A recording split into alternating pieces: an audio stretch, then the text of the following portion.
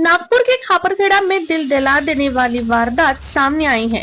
Chankapur colony में रहने वाला 11 साल का छात्र जीत युवराज सोनीकर 15 सितंबर की सुबह रोज की तरह स्कूल गया था, लेकिन शाम 5:30 बजे छुट्टी के बाद भी बच्चा घर नहीं लौटा।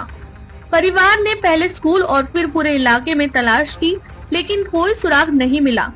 मजबूरन मां ने खापरखेड़ा पुलिस थाने में शिकायत दर्ज कराई। पुलिस ने तुरंत हरकत में आते हुए सीसीटीवी फुटेज खंगाले, रिश्तेदारों और स्कूल स्टाफ से पूछताछ की, लेकिन 17 सितंबर की सुबह जो खबर आई उसने पूरे इलाके को हिलाकर रख दिया। चनकापुर कॉलोनी के झाड़ियों में मासूम का शव मिला। जांच के दौरान पुलिस ने 3 आरोपियों को हिरासत में लिया।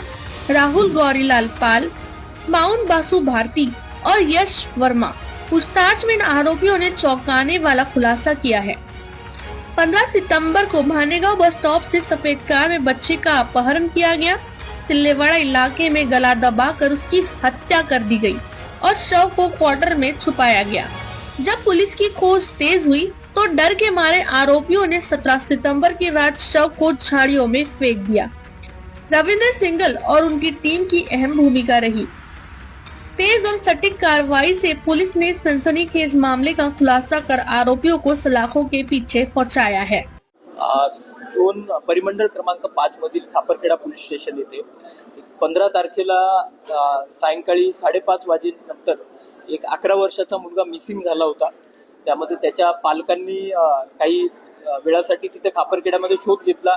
मिळून न आल्यानंतर त्यांनी पोलीस स्टेशनमध्ये येऊन रितसर तक्रार दिली होती।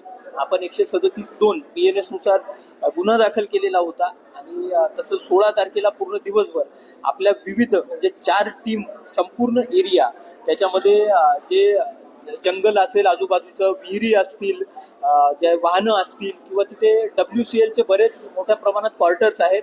बरेच क्वार्टर्स असे आहेत की जे कंडेम परिस्थितीत आहेत, तिथे कुणीही राहत नाही। ते सर्व चेक करण्याची आपली कारवाई चालू होती। परंतु त्या दरम्यानच आज सकाळी 7 वाजता आपल्याला अशी माहिती मिळाली की एका लहान मुलाची डेड बॉडी चनकापूर जे गाव आहे त्याच्यापासून जरा एक 200 मीटर अंतरावर ती मिळून आलेली आहे। त्यावेळेस आपली टीम आणि सर्व वरिष्ठ अधिकारी तिथे पोहोचल्यानंतर लक्षात आलं की त्याच्यामध्ये गळा आवळून त्याच्यात हत्या केल्याचं प्रायमा फेसी दिसून येत होतं। त्यानंतर आपण सर्व अँगलने तपास करायला सुरुवात केली, तर त्यामध्ये असं एक लक्षात आलं की हा जो मुलगा होता त्याचे आई वडील आणि हा मुलगा हे WCLच्या क्वार्टर्समध्येच राहत होते। त्यांच्या शेजारी राहणारा एक राहुल पाल नावाचा मुलगा होता की ज्यांचे खूप चांगले संबंध होते एकमेकांसोबत।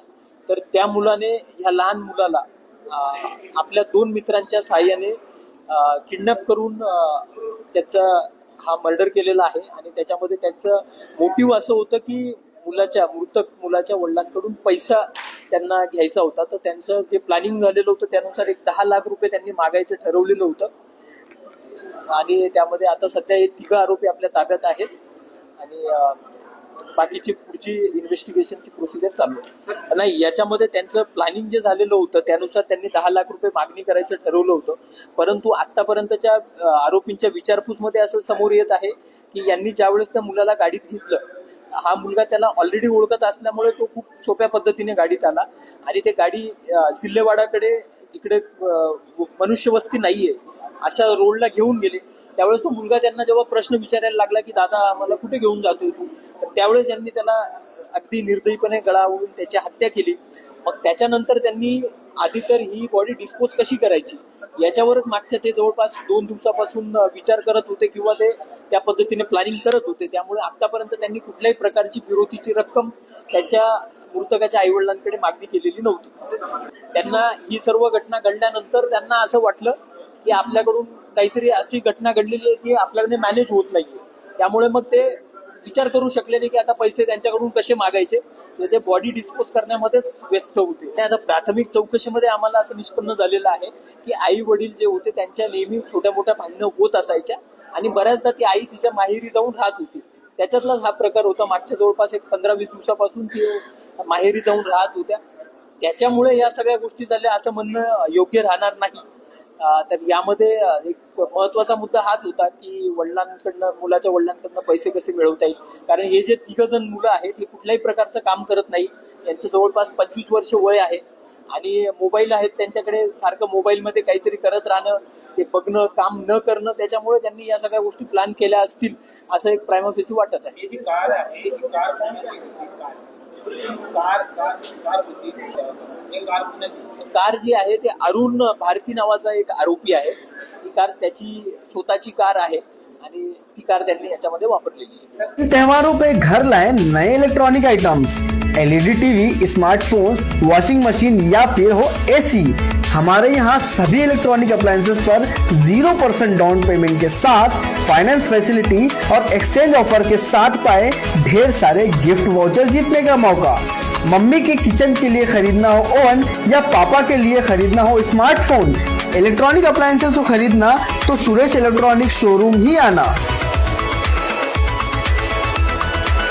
हर ब्रांड के मोबाइल और एक्सेसरीज अब एक ही छत के नीचे। हर मोबाइल की खरीदी पर पाएं धमाकेदार गिफ्ट, वो भी बिल्कुल फ्री। और सुनिए 0% फाइनेंस का भी भरपूर फायदा उठाएं। तो देर मत कीजिए, अभी आइए राधा रानी मोबाइल, फेरुमल चौक, गुजरी बाजार, कामटी। अभी कॉल करें। नया फोन लेने के बारे में सोच रहे हो तो सीधे चले आइए ओमकार मोबाइल। यहाँ आपको मिलेंगे सभी ब्रांड्स के नए मोबाइल और वो भी 0% फाइनेंस के साथ, और साथ ही पाइए सरप्राइज गिफ्ट भी। तो आज ही आइए ओमकार मोबाइल, गुजरी बाजार चौक, कामटी।